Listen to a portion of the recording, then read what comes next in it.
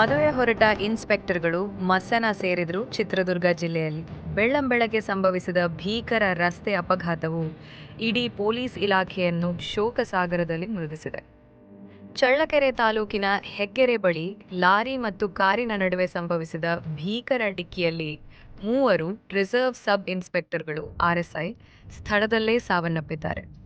ಈ ದುರಂತದಲ್ಲಿ ಮತ್ತಿಬ್ಬರು ಅಧಿಕಾರಿಗಳು ಗಂಭೀರವಾಗಿ ಗಾಯಗೊಂಡಿದ್ದು, ಆಸ್ಪತ್ರೆಯಲ್ಲಿ ಸಾವು ಬದುಕಿನ ನಡುವೆ ಹೋರಾಟ ನಡೆಸುತ್ತಿದ್ದಾರೆ. ಸ್ನೇಹಿತರ ಮದುವೆಗೆ ತೆರಳುತ್ತಿದ್ದ ಮೂವರು ರಿಸರ್ವ್ ಸಬ್ ಇನ್ಸ್ಪೆಕ್ಟರ್ಗಳು ಸ್ಥಳದಲ್ಲೇ ಮೃತಪಟ್ಟಿದ್ದಾರೆ.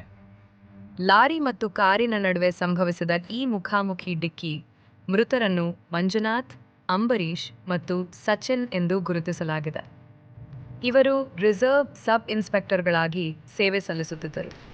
ಮೂಲಗಳ ಪ್ರಕಾರ ಈ ಐವರು ಪೊಲೀಸ್ ಅಧಿಕಾರಿಗಳು ಬೆಂಗಳೂರಿನಿಂದ ಬಳ್ಳಾರಿಯಲ್ಲಿ ನಡೆಯಲಿದ್ದ ಸ್ನೇಹಿತರೊಬ್ಬರ ಮದುವೆ ಸಮಾರಂಭದಲ್ಲಿ ಪಾಲ್ಗೊಳ್ಳಲು ಒಂದೇ ಕಾರಿನಲ್ಲಿ ತೆರಳುತ್ತಿದ್ದರು.